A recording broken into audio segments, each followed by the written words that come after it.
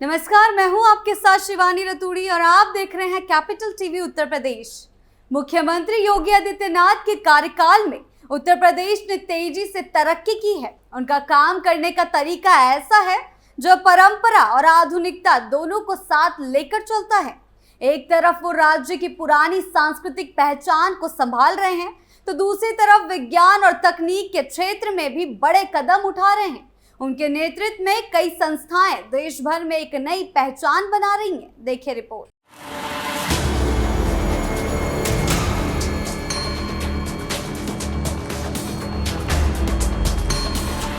मुख्यमंत्री योगी आदित्यनाथ ने रविवार को बरेली स्थित भारतीय पशु चिकित्सा अनुसंधान संस्थान के 11वें दीक्षांत समारोह में शोधकर्ताओं की सराहना करते हुए कहा कि संस्थान की 136 वर्षों की साधना पूरे देश के लिए प्रेरणा स्रोत है। आप जैसे वैज्ञानिक उस मूक प्राणी की आवाज बनते हैं जिसे दुनिया सुन नहीं पाती। आप सभी का शोध और सेवा समाज को एक नई दिशा देता है। कार्यक्रम में राष्ट्रपति द्रौपदी मुर्मू व राज्यपाल आनंदीबेन पटेल मुख्य अतिथि के रूप में मौजूद रहीं। दीक्षांत समारोह में राष्ट्रपति ने मेधावियों को 24 पदक और 576 स्नातक डिग्री की उपाधियां वितरित की। मुख्यमंत्री योगी आदित्यनाथ ने बरेली को भारत की पौराणिक और आध्यात्मिक नगरी बताते हुए कहा कि यह क्षेत्र प्राचीन काल में पंचाल देश का रूप में विख्यात था और यहाँ महादेव के 7 प्राचीन मंदिरों की श्रृंखला नाथ कॉरिडोर के रूप में विकसित की जा रही है। बाबा अलखनाथ, वनखंडी नाथ, त्रिवटी नाथ, तपेश्वर नाथ, मणिनाथ, धोपेश्वर नाथ और श्री पशुपतिनाथ मंदिर बरेली की पहचान है। उन्होंने कहा है कि जहां मंदिरों की श्रृंखला इस नगर को आध्यात्मिक पहचान देती है, वहीं IVRI ने इसे आधुनिक वैज्ञानिक पहचान प्रदान की है। सीएम योगी ने संस्थान की सराहना करते हुए कहा कि IVRI न केवल पशुधन बल्कि हर जीव जंतु के लिए जीवन रक्षक सेवा का केंद्र बना है।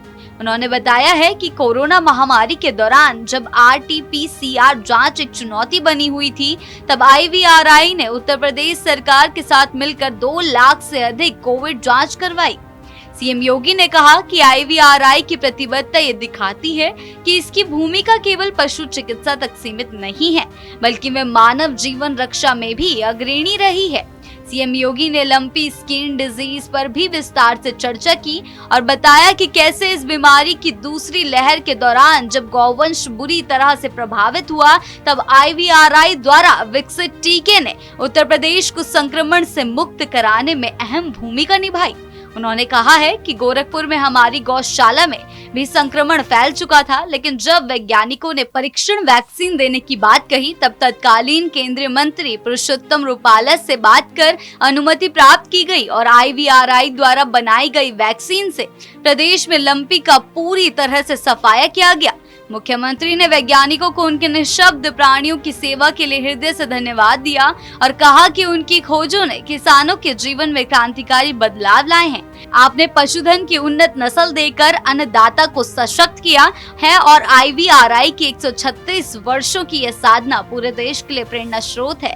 दीक्षांत समारोह में डिग्री प्राप्त कर रहे छात्रों को संबोधित करते हुए सीएम योगी ने कहा कि आज का दिन आपके जीवन का एक नया अध्याय है। ये केवल डिग्री नहीं है, बल्कि समाज को आपकी सेवा समर्पित करने की शपथ है। आपकी ये यात्रा राष्ट्र के भविष्य निर्माण में निर्णायक होगी। उन्होंने कहा है कि कठिन परिस्थितियों में कौन कैसे खड़ा होता है, यही उसकी पहचान तय करता है। उन्होंने अटल बिहारी वाजपेयी जी की कविता को उद्धृत करते हुए कहा है कि आदमी को चाहिए कि वो जूझे परिस्थितियों से, एक स्वप्न टूटे तो दूसरा गढ़े। मुख्यमंत्री योगी ने छात्रों से अपेक्षा जताई है कि वे प्रधानमंत्री नरेंद्र मोदी द्वारा प्रस्तुत विकसित भारत की कल्पना का साकार करने में अग्रणी भूमिका निभाएं। उन्होंने सभी उपाधि धारकों, उनके अभिभावकों, शिक्षकों और वैज्ञानिकों को शुभकामनाएं दी हैं और कहा है कि आज इस पावन भूमि में राष्ट्र को नई ऊर्जा मिल रही है और ये ऊर्जा आप सभी के माध्यम से समाज तक पहुंचेगी।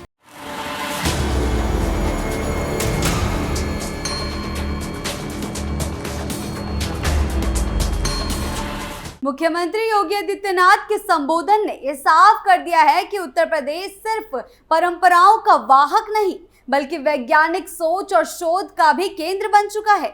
बरेली के IVRI से मिली ये ऊर्जा अब प्रदेश ही नहीं पूरे देश को नई दिशा दे रही है। दीक्षांत समारोह के जरिए जहां छात्रों को एक नई शुरुआत मिली, वहीं समाज को वैज्ञानिक सेवाओं का मजबूत भरोसा भी मिला है।